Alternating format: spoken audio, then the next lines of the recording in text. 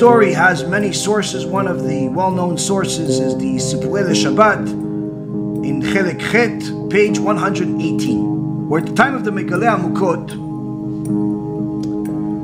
there were 2 orphan boys. And these boys were raised by their uncle, who did not teach them Torah, mitzvot, rather was full of bad midot, bad behavior, and that's what they learned from. He was selling kosher meat. But since every generation is worse than the next, they decided to deliberately feed the Jewish community non-kosher meat, but sold it as if it's kosher.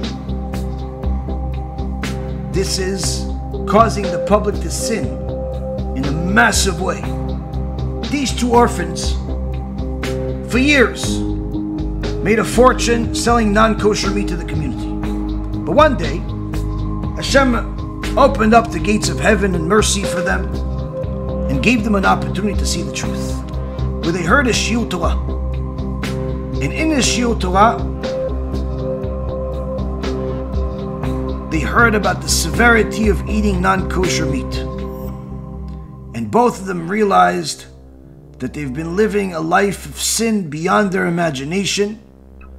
And they ran to the Baal Megale Mukot and asked him, what do we do after making so many people sin, after sinning ourselves with non-kosher meat? He gave them specific instructions of how they can do tshuva. And they were told secretly to give away all of their money, change their clothing, and go into the exile, where contact with their families was forbidden, and they were never to sleep in the same town for 2 nights in a row. Every town they went to, they had to go outside the local shul and confess their sins. They were instructed that they must give the community permission to punish them. They were never to ask or accept food, clothes, or money. For food, they were only allowed to accept whatever was necessary to keep them alive. In so many words, they had to constantly be hungry. They were not allowed to sleep in anyone's home except for Shabbat and Yom Tov. And when they will complete their tikkun and tshuva, they will get a sign that they can return to their hometown. And if they do all of this, said the Mגלה עמוקות, it will save them from a harsh heavenly judgment.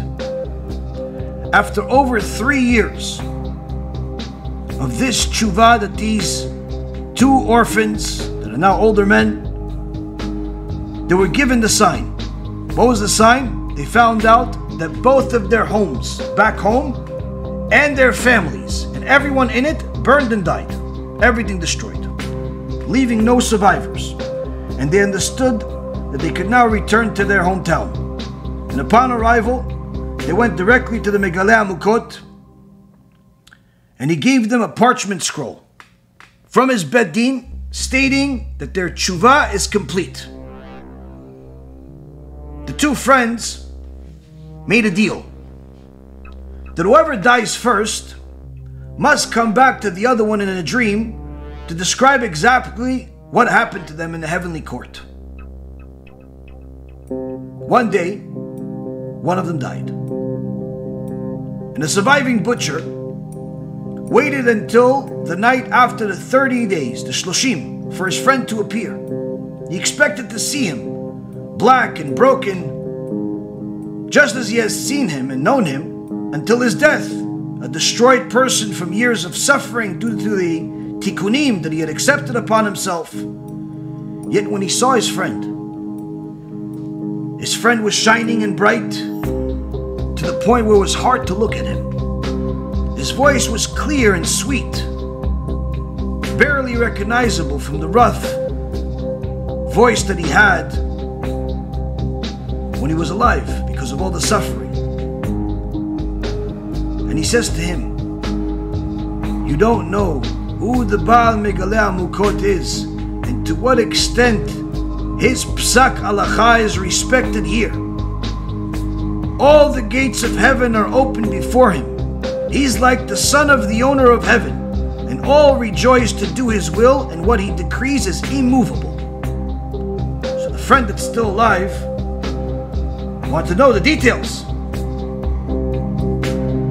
So he says, it was not senseless. It was not senseless fear that we had when we were alive. Doing tshuva in heaven is not possible. When my soul left my body, immediately I was surrounded by a group of destroying angels, more numerous than the sand of the sea. Their appearance was so terrifying that from fear alone one could die 1,000 times. They had faces of many terrifying creatures, all holding spears aimed at me, pushing me down to gates al-Mavet, which is worse than Gehenom.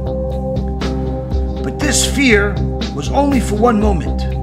Immediately, 4 malachei rachamim, angels of mercy, surrounded me, one above, one below, and one on each side, and they didn't leave me for a second. They protected me until after the tahara, which is the purification of the physical body, when they clean the body before burial. The malachei Kabbalah, the angels of destruction, were still there hissing at me with their tongues of fire. But the malachei rachamim were like an impregnable wall of protection.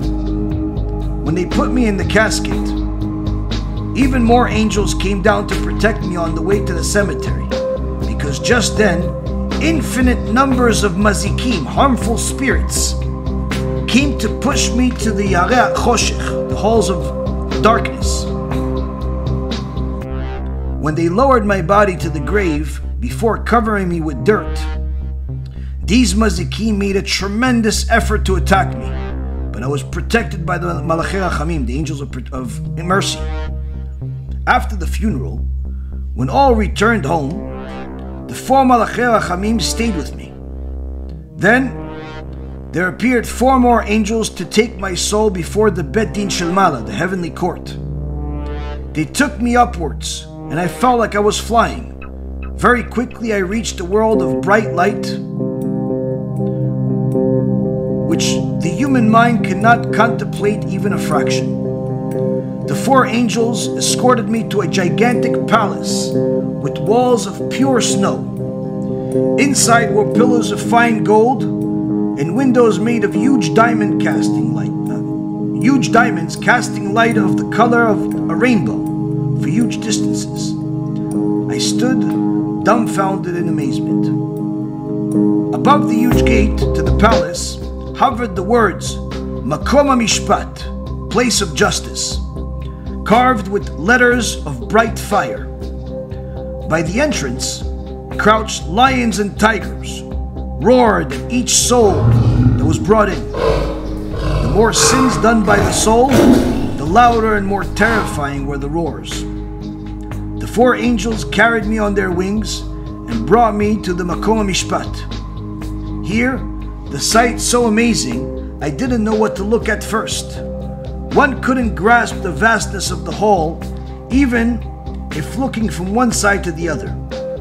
The ceiling and the floor were encrusted with beautiful shimmering stones, emitting beams of light so intense that they made our sun look like shade.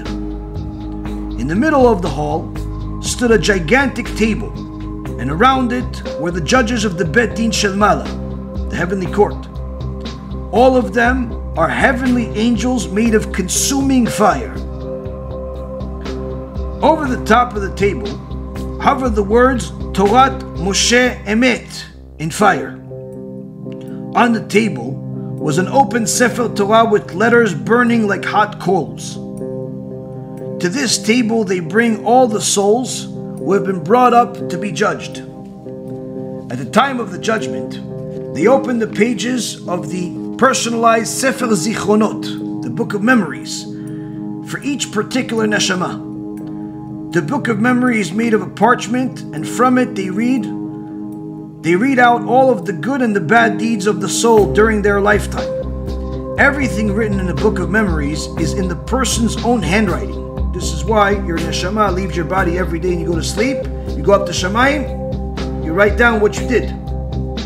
So now they read this book of memories. out loud. For every judgment, there are angels of judgment and angels of mercy. The soul itself remains silent from fear. It does not feel worthy of being able to seek merit for itself and to counteract the words of accusation against it from prosecution.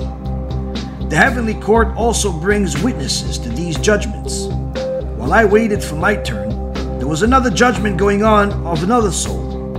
During the judgment, they called upon the walls of his house to give testimony against him for a sin that he thought he was doing in private when no one can see.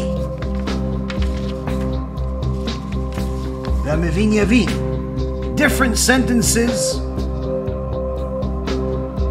were handed out for every judgment. Some are sentenced to Gehenom, but they have also to decide what level of Gehenom and how long. Obviously, it's not maximum 12 months like the heretics say. Others are sentenced to go to Kafakela, wandering without rest or being thrown from one end of the universe to the other while constantly getting beaten by thousands of angels of destruction, just as the Gemara in Masechet Shabbat, the last chapter says. And some are sentenced to go back to earth as a reincarnation, Gilgul, of an animal or a flower, and to stay days or years on end until they reach their tikkun. If the soul is found guilty, the angels of destruction have the permission to grab the soul and take it to its place. The soul screams and begs for mercy and cries out in regret. But in the world above, there is no opportunity for tshuva on sins committed. Just as Rabbi Yehuda said in his when he spoke to these angels of destruction, they have no concept of mercy. In fact, their only pleasure is to inflict pain on wicked people. Sometimes it happens that a soul arrives white as snow, without a stain or dirt, and it's judge worthy. Then a decree is heard in the upper worlds. Gan Eden! Immediately, heavenly angels rise from their places and call out in joyous songs, Ashrecha v'tov lach, you have merited the world to come. Group of angels with white wings surround the soul like a guard of honor and clear out the way as they sing out with happy melody. Panu derech yashru, this is make a way for the tzaddik. With indescribable honor and glory, the tzaddik is escorted to his place in Gan Eden. All the tzaddikim go out to honor him and receive him with great joy and tremendous love for their friend. The sun and the moon light up the way with gold and silver light. All the constellations bow down before the tzaddik as he arrives at the gates of Gan Eden. The whole creation sings songs, shira, and calls out in musical song, Ashrei lo ve'ashrei chelko, fortunate he is and fortunate is his portion. But if the soul comes out guilty, then woe to it. The Bet Din Shel Mala shouts out chastisement that shakes the worlds. Rasha, wicked sinner of Israel, with such brazenness you rebelled against the commandments of the King of Kings, HaKadosh Baruch Hu. You were given a pure and clean soul, and you were warned to guard it and retain its holiness and purity. In the end, you defiled with sins of worldly desires. Woe to you! The sound of chastisement comes down on the soul like thousands of hammers. Infinite destroying angels cover the soul. Thousands of hands grab the soul from the platform of judgment and pushes him to Gehenom or Gates al-Mavet or Kafakela. I myself, he says, slipped into a corner so they wouldn't notice me. I was trembling, thinking, has there ever been a wicked man like me to come here? I held on tight to the parchment of the Baal Migale Amukot. The souls passed through like sheep. This one for severe punishment. This one light punishment. No one passed without sin at all. Then I heard the announcer call on me, identifying me. 4 angels gently escorted me to the Shulchan HaMishpat, and one of the angels opened the pages of my book of memories. Suddenly, a voice screamed out, "Who brought this wicked soul here? All the fires of Gehenom will not suffice for him." I passed out from fear, but the angels revived me by touching me with their wings. I remember the parchment scroll given to me by the Megale Amukot, and I quickly placed it on the table. Then I heard a voice say, "What sort of words are these of the Baal Megale Amukot, that he should decide to excuse this soul from all punishment? He doesn't have so much authority as to give us instructions to accept the tshuva of this sinner that caused others to sin, who fed non-kosher food to a complete city of Jews for decades just for the lust of money?" Very quickly, there appeared a large group of angels that came to speak on my behalf. "Why do you still scorn this soul? Is all the suffering endured during his lifetime not enough? With such strength he revealed his sins in public and accepted shame and punishment. He threw away all his money and all the honor he collected during his lifetime.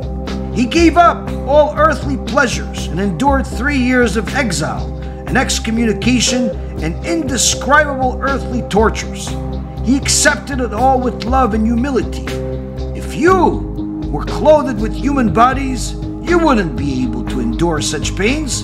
You would be broken immediately and would cease to do tshuva. Now you want to throw him into the fires of Gehenom?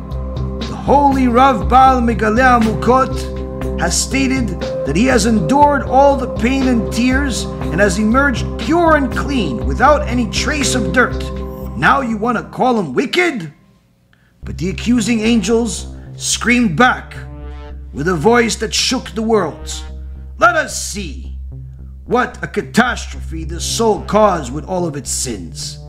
And within seconds, from all sides emerged thousands of souls, wailing, crying, and screaming. "He caused us to die by plague because of his sins. I died in my youth because this wicked man fed thousands with non-kosher meat. We were children in yeshiva and had no taste of sin. We could have been great Torah sages, but because of this wicked man we died young.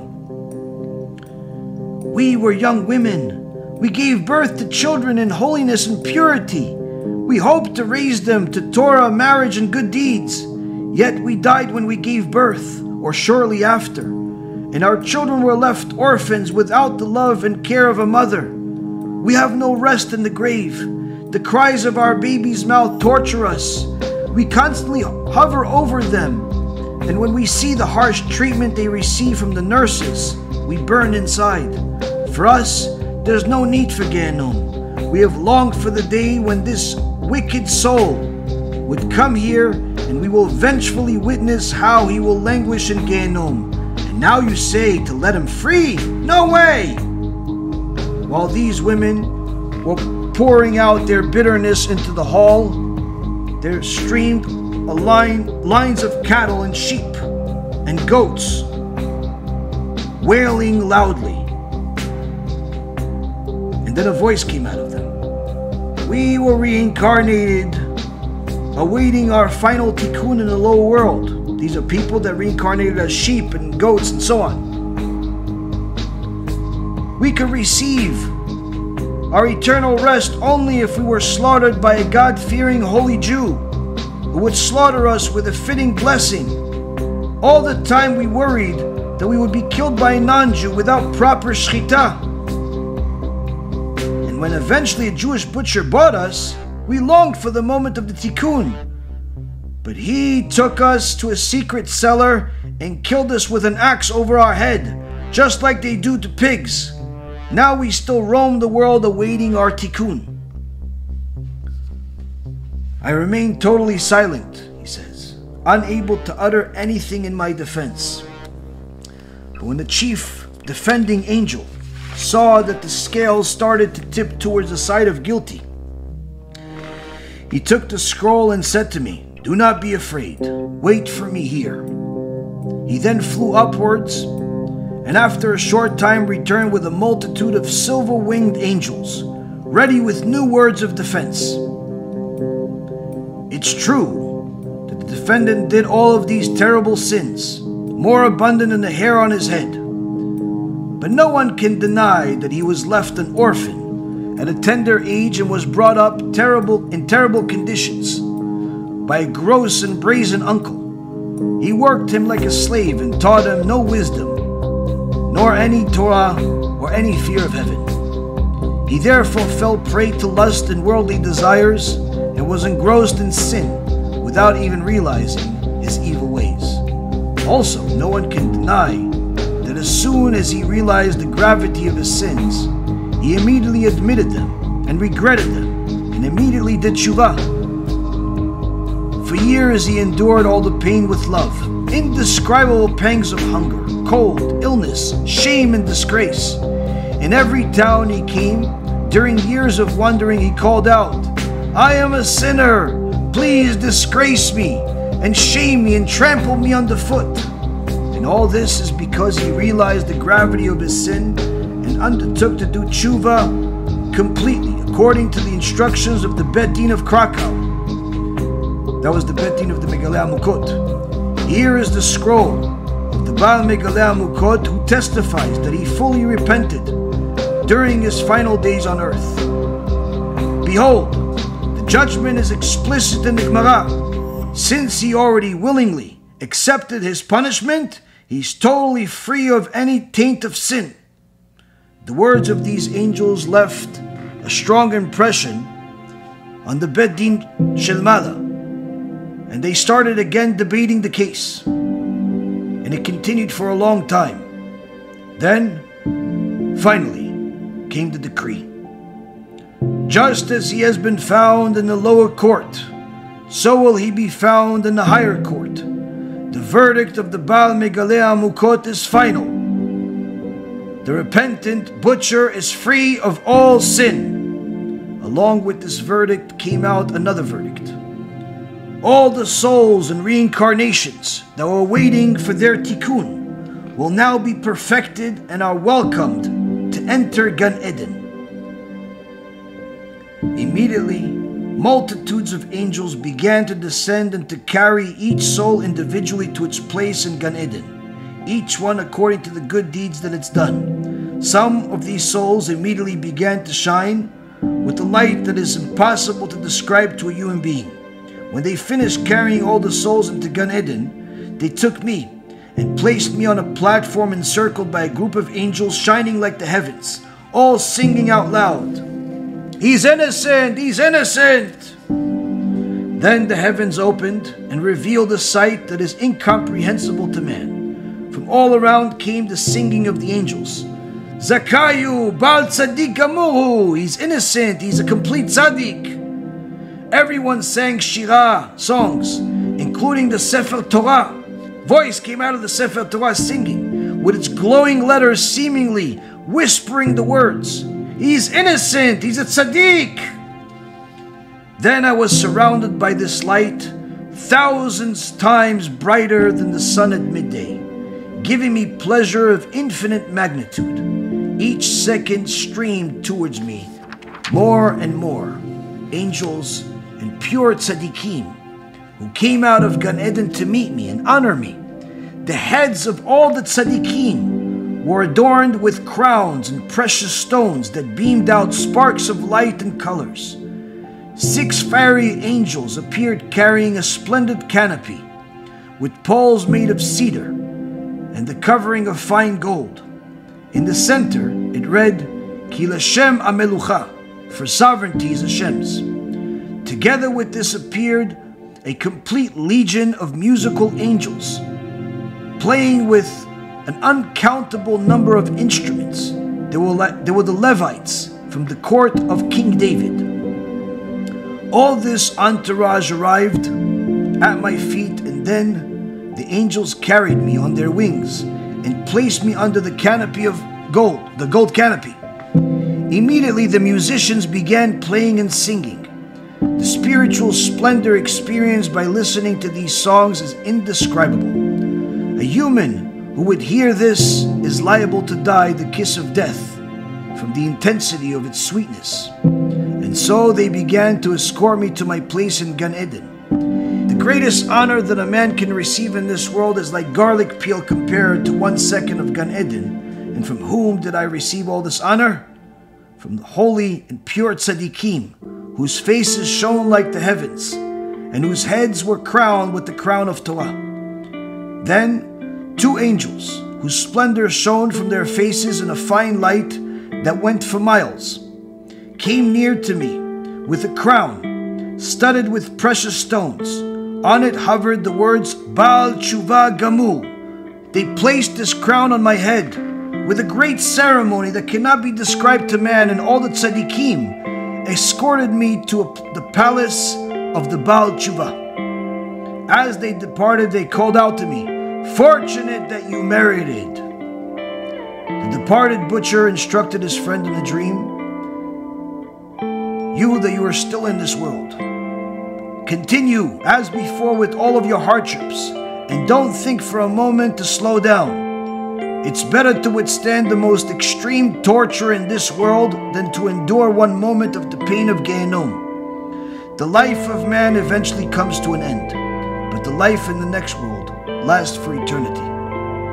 Go to the Baal Migale Amukot and tell him all that I've told you, even though he knows all this better than I. Tell him and ask him to tell this story throughout the world, and they should print this story for the masses, so that all should know the following. 1. How much man must distance himself from sin. 2. To what tremendous heights a tzaddik can reach through his actions in this world. 3. How great is the power of tshuva which reaches the glorious throne itself, where in a place that someone does tshuva stands, even the totally righteous cannot stand. And 4. All shall know that rewards for mitzvot is indescribable and immeasurable. No human eye has ever seen it.